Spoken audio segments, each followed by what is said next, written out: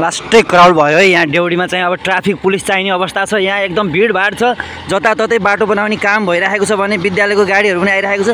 लास्टै भिडभाड छ। अब छिट्टै नै यहाँ अब छिटोभन्दा छिटो यो पिच पनि हुँदैछ। विद्यार्थीको गाडीहरू पनि जाँदैछ।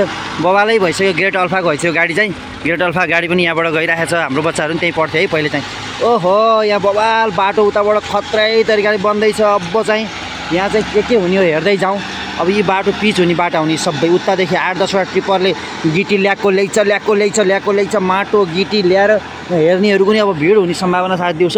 यतापट्टि हेर्नु अब यो छिट्टै नै लगभग हप्ता 15 दिनमै पिच हुने बाटो हो यो बाटो पिच भएपछि कस्तो हुन्छ होला, चिल्लो बाटो। तपाईँलाई आँखा हेर्न नि पर्दैन कि, आँखा नहेरेपछि हुन त गुल्टिन्छ त्यही पनि।